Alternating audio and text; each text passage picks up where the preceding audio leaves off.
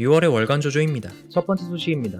다음 달인 7월 24일 목요일에 시부야 파르코 매장 6층에 더 조조 월드라는 팝업샵을 오픈할 예정이라는데요. 최초로 9명의 조조 캐릭터를 전체 일러스트로 공개한 만큼 사람들이 많이 몰려들 예정이라 선행 예약이 필요하다고 했는데 지금 영상 올린 날짜 기준으로는 이미 응모가 끝난 상황이라 일반 입장으로 입장을 해야 할 것 같습니다. 홈페이지에 굿즈 상품도 볼 수 있고 입장하는 방법도 나와 있으니까 혹시라도 가보실 계획이 있다면 본문의 더 조조 월드 관련 공식 홈페이지를 참고해주세요. 두 번째 소식입니다. 다음 달 7월 4일 미국 LA에서 애니메 엑스포가 개최되는데요. 이때 4가지 애니가 선보일 예정이라는데 그중 스틸볼런도 명단에 포함되어 있습니다. 어쩌면 7부 애니에 대한 정보가 조금 나오지 않을까요? 이건 라이브 스트리밍으로도 볼 수 있다고 하니까 추후에 제가 게시글을 올리도록 하겠습니다. 마지막 소식입니다. 다음 달 7월 17일에 길 잃은 강아지 2기라는 라노벨이 발매된다고 합니다. 예전에 출시된 라노벨이지만 새로운 챕터가 추가된 개정판입니다. 3부의 프리퀄로서 주인공은 압둘과 2기이며 시점은 압둘과 2기가 뉴욕에서 처음 만난 때가 배경이라고 합니다. 개인적으로 정발되었으면 좋겠네요. 6월의 월간 조조 소식은 여기까지입니다. 다음 달에 뵙죠.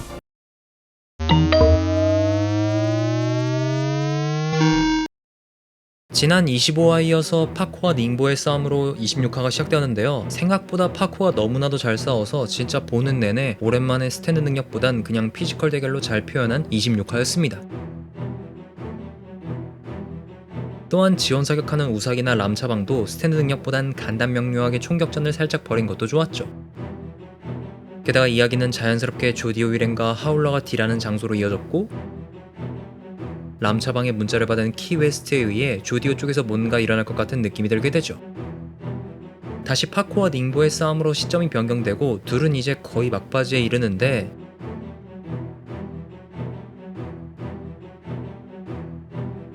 닝보의 스탠드 능력 때문에 마무리 짓지 못해서 우위를 점하고 있던 파코가 목을 잡히며 26화가 끝납니다. 사실 조조하면 원래 스탠드 싸움이 메인이었지만 조조렌즈는 보면 볼수록 스탠드를 보조로 두고 좀 더 액션이나 연출을 더 강화하여 가독성을 괜찮게 만든 게 좋다고 봅니다. 정말 이전 8부에 비한다면 9부는 선녀죠.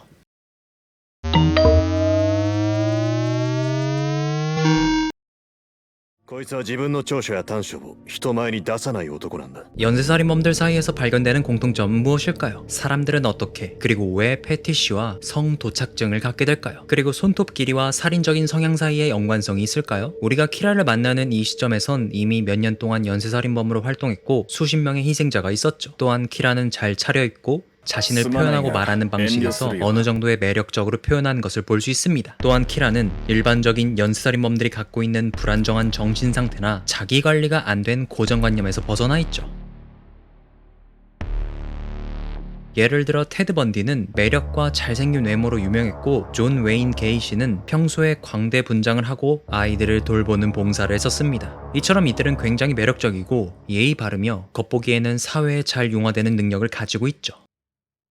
이런 사람들을 우리는 사이코패스라고 말합니다. 그래서 오늘은 사이코패스의 시선으로 키라를 살펴보는 시간을 가져보도록 하죠.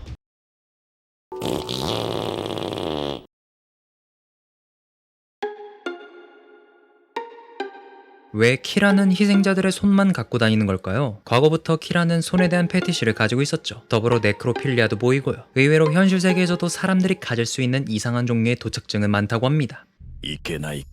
마치 손과 대화를 하며 손을 인격체로 구분짓는 장면. 이 장면에서 행동은 좀 웃기긴 하지만 조금 더 살펴보자면 이러한데 키라는 고립감을 가지고 있는 인간으로서 정상인인 척하기 위해 일부러 의미 있는 인간관계를 피합니다. 그리고 손이 대체제가 되어 사람 관계에 대한 복잡한 감정 없이 뒤틀린 형태의 통제를 갖게 되죠.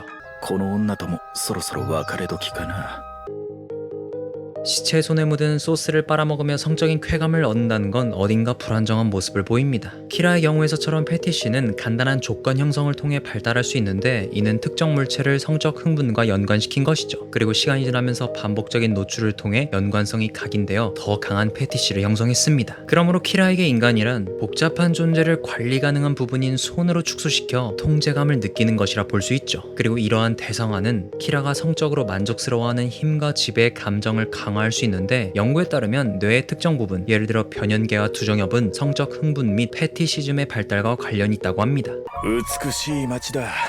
森王朝 키라가 자연스럽게 시체의 손을 들고 다니며 공공장소에 앉아 피크닉을 즐길 만큼 행복해야 한다는 것을 알 수 있습니다. 심지어 손을 신선하게 유지하기 위해 향수를 들고 다녀야 한다는 것까지 알 정도죠. 이 장면에서 키라는 현실과 심각한 괴리감을 느끼고 있고 そろそろ別れ時かな 자신만의 세계를 갖고 있기에 죄책감이나 자신의 행동의 끔찍함에 대한 자각조차 없습니다. 특히 통제와 지배에 의존하는 나르시즘적 성격을 나타낸다고 할 수 있는데 잘린 손은 희생자에 대한 힘의 상징을 보여주고 사실상 우월감과 통제감을 강화하는 일종의 업적인 셈이죠. 이러한 것들은 연쇄살인범들 사이에서 흔히 발견되는 특징이라고 합니다. 血の名はキラヨシカゲ年齢33歳 이 장면에서 우리는 키라가 매우 체계적이고 꼼꼼한 강박적인 특성을 볼 수 있습니다. 계획에 있어서 이러한 디테일들이 있기에 잡기 어려운 범죄자가 된 것이죠. ここで取れてしまったのか 이후 자신의 양복까지 완벽하게 맞추려 하고 코이치의 양말까지 바꿔주는 행위는 자신이 세운 질서에 대한 집착을 나타내어 모든 측면을 통제하려는 모습을 강조합니다. でも私のこの美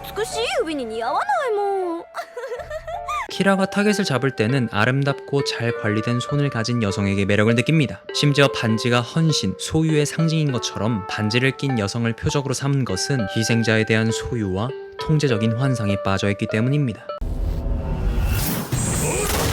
조타로가 이 일격을 가한 것의 중요성은 키라의 우월감에 대한 감각을 산산조각 내는 장면이죠. 여태까지 키라는 범죄적 기량, 스탠드 파워, 그리고 사회적 가면 등 모든 면에서 다른 사람들보다 우월하다는 것에 자부심을 가졌었죠. 그런데 조타로의 공격은 이러한 믿음에 직접적으로 도전하며 키라의 자존심에 큰 타격을 입혔습니다.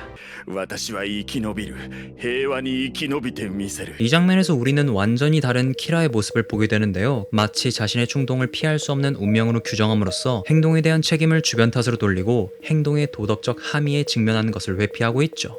身長175体重65血液型 A 型 키라가 깨끗한 법의학적 기록을 유지하고 과거의 흔적을 남기지 않는 능력은 꼼꼼하고 교활한 성격임을 말해줍니다. あれが最もトラブルに出くわさないことだと知っている 평범한 범죄자가 아니기에 증거를 남기지 않기 위해 정교한 방법을 개발했고 자신의 흔적을 숨기는 이 기술은 높은 수준의 지능과 전략적 사고를 나타내죠. 中になんか削り節みたいなもんが入ってんな 키라의 손톱 수집은 그의 강박적인 성향을 나타내며 이는 때때로 사이코패스에게서 나타나는 특징이죠. 各指ごとに 이 손톱 조각을 체계적으로 보관하려는 모습은 종종 사회적 규범과의 단절과 통제감을 유지하려는 필요성을 반영하는 의식적이고 반복적인 행동과 관습을 가지고 있다는 것으로 알려져 있습니다. 손톱의 성장은 내면에서 일어나는 일의 상징적인 표현 역할을 묘사하죠. 그리고 더 빠른 성장은 고조된 스트레스나 지배하려는 강한 충동을 나타내는 반면 느린 성장은 평온이나 통제의 기간을 나타낼 수 있습니다. 이러한 자가평가는 키라가 자신의 행동을 정당화하고 외부의 측정 가능한 요소를 기반으로 자신의 충동을 조절할 수 있게 해줍니다. 키라가 이러한 신체적 특징에 의존하는 것은 정상적인 도덕적 고려로부터 단절을 보여주며 사이코패스인 것을 나타내죠. まだこいつの筆跡すら完璧に真似できていない 키라가 필체를 위조하는 능력은 그의 조종적인 성격을 보여줍니다. 이는 그가 설득력 있는 모방을 만들어 다른 사람들을 속이고 상황을 자신에게 유리하게 조작할 수 있음을 나타내죠. このキラヨシカゲひょっとして今ホッとしたのか 사이코패스들은 희생자에 대해 전혀 공감할 수 없는 것으로 유명하지만 이 장면에서만큼은 자신의 감정을 의심하여 인간성의 순간을 경험하고 있음을 암시합니다. 그래서 이 순간만큼은 감정과 공감을 경험할 수 있음을 나타내죠. 이로 인해 사이코패스적인 경향과 시노부의 남편으로서 평범한 삶을 살고 싶어하는 욕망 사이에서 내적 갈등을 겪고 있습니다. とぼけてやがる 이 여자의 무례함은 키라 내면의 반응을 촉발하며 자신의 질서를 어지럽히거나 불쾌하게 하는 사람들을 제거함으로써 환경에 대한 통제력을 재확립하고 지배감을 강화하죠. で生まれたサガというものは誰も抑えることができない 커플을 죽이기로 한 결정은 자제력과 평소에 계산된 행동에서 순간적인 실수를 보였습니다. 이전 살인들은 훨씬 더 꼼꼼했지만 이번 살인은 거의 충동적인 셈이었죠. 人間は持って生まれたサガからは逃れられない 이것은 조타로가 말했던 것처럼 아무리 조용하고 눈에 띄지 않는 삶을 살려 해도 진짜로 충동을 완전히 억제할 능력은 없었습니다. 여기서 키라는 마지막 변신 이후에 확실히 다른 분위기를 풍기고 이미 몸짓에는 거의 무적이라는 자신감이 있습니다. 키라가 머리를 스타일링하는 뒤로 넘기는 방식은 크리스찬 베일이 아메리칸 사이코 영화에서 하는 것과 매우 유사합니다. 둘 다 비슷한 성격 상태를 가진 것 같죠. このキラヨシカゲに運は味方してくれている 키라의 우월감과 오만함이 작중해서 매우 커진 장면이죠. 자신이 가진 무적의 능력에 대해 자신감을 갖게 된 절정에 다다른 모습을 보여주는데 절대로 패배할 수 없다고 믿을 정도였으니까요. 何かの 패배에 대해 키라는 처음엔 부인과 망상을 하는데요. 특히 자신이 열등하다고 느낀 사람한테 패배한다는 현실을 받아들이지 않죠. 그리고 부풀린 자아와 자아상이 현실과 인지 부조화되는 무능력함을 나타냈으며 진다는 것은 단지 다른 것에 문제가 있다고 믿었습니다. これは夢なんだ 상황이 더욱 심각해지면서 키라는 인간의 절망적인 특징을 보이기 시작했고 이러한 절망은 근본적인 두려움과 취약성을 드러냈죠. 그리고 키라가 쓰고 있던 가면의 균열이 드러나며 모든 망상에도 불구하고 자신이 처한 상황의 현실을 받아들일 수 없음을 나타내고 최후를 맞이하죠.